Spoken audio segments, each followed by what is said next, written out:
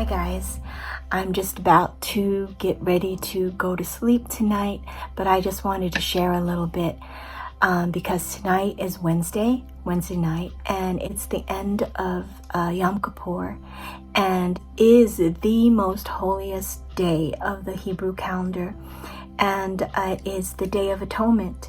The Day of Atonement is the time where the Jews believe that our fate is sealed, and it is a time of judgment. It is time when the books are open. It is a very solemn time. And all day long, I was just fasting today and just going before the Lord and praying for all sorts of friends and family, and especially my kids, and just everything that is happening in the world. And so today was a time where the Jews really go before the Lord and just beating their chest and just practicing teshuvah, which is turning and repenting before the Lord. And in a way that's what we all should be doing, especially as Christians, and knowing that Yeshua has come and he was that final sacrifice, the final atonement. And as the world continues to be in a turmoil, and everything is upside down, and God has required for us as his people to be at peace and to have shalom. And shalom means that completeness, nothing missing, nothing broken, nothing to be chaotic. We need to be in a state of peace, and that is what shalom means. And as we get into 5 days from now, when the moon is full, we come to the Feast of Tabernacles. And the Feast of Tabernacles, guys, is one of the most important. The Feast of Tabernacles is a feast that we are going to continue to celebrate throughout the millennium year and throughout eternity, along with Passover. So the Feast of Tabernacles, which is Sukkot in the Hebrew, is a time of ingathering. It is a feast of joy. They call it the time of our joy.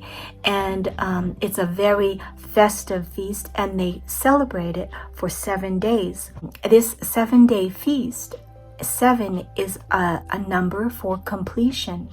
And I just wanted to share, go to Leviticus 23, starting with 34. Speak to the sons of Israel, saying, on the 15th of the 7th month is the Feast of Booths, and that's the Feast of Sukkot, for 7 days to the Lord. On the first day is a holy convocation. You shall do no laborious work of any kind. For 7 days you shall present an offering by fire to the Lord. On the 8th day you shall have a holy convocation and present an offering by fire to the Lord. It is an assembly. You shall do no laborious work. Verse 37, it says, these are the appointed times of the Lord, which you shall proclaim as a holy convocation, to present offerings by fire to the Lord.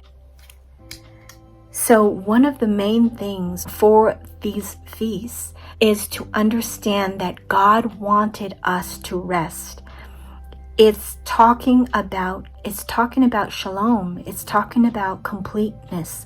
It's talking about how he wants us to come to a time where we're going to forget everything else that's happening in the world, that's happening in our lives, and we're going to set apart this time for the Lord, because these are his appointed times.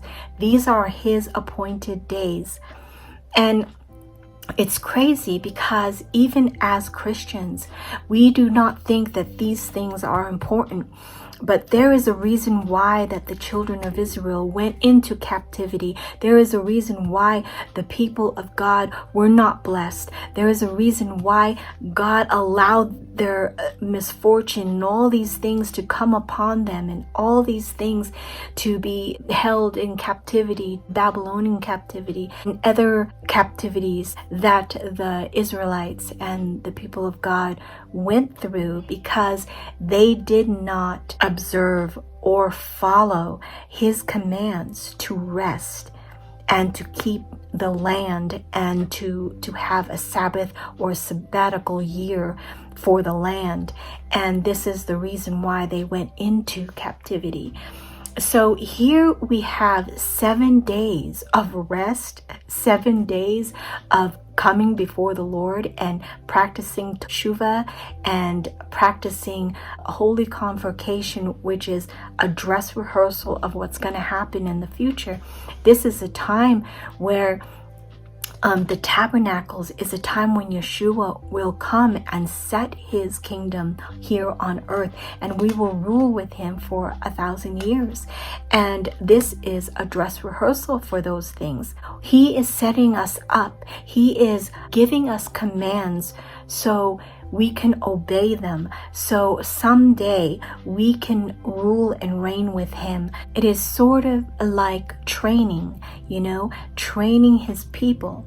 Okay, you're not going to do it this time. I'm going to have to scold you a little bit, and I'm going to teach you how to rule and reign, how to live in this world but be not part of it. I know that we have to make a living. We have to do things that require work and heavy labor. But God has set these times so he can show us that we need to rely on him.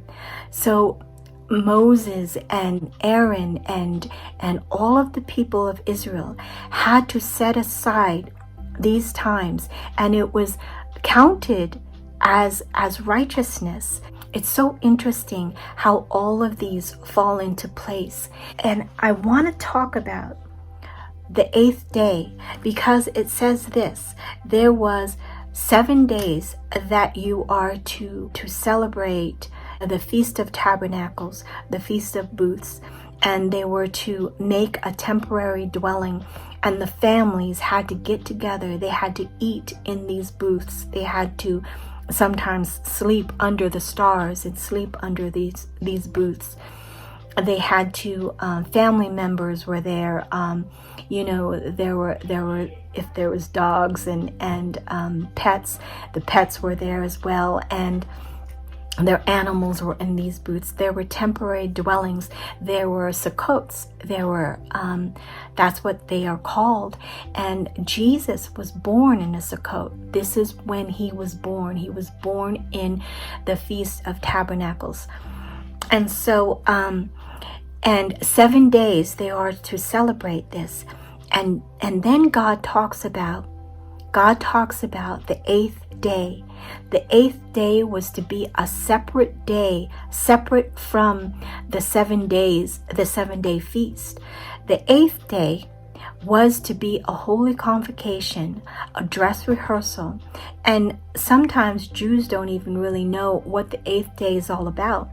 But they celebrate this, and they set this time up for the final reading of the Torah, because 7 means completion. So they are done with the reading of the Torah, and on the 8th day, 8 means new beginnings, and the 8th day is when they go and start all over again with Torah. And it's interesting because if the 7-day feast of the Lord is representing the millennium reign of Christ, then the 8th day comes, and 8 is beyond completion. 8 means new beginnings. 8 means it, and it's representing eternity. It's representing the new heavens and the new earth. It's beyond the completion time. And so when they are done with reading of the Torah, when you go back to the beginning, what does the beginning of Torah say? So what does Genesis 1:1 say? It says, in the beginning, God created the heavens and the earth. And this is exactly what the 8th day is representing. It's a new beginning.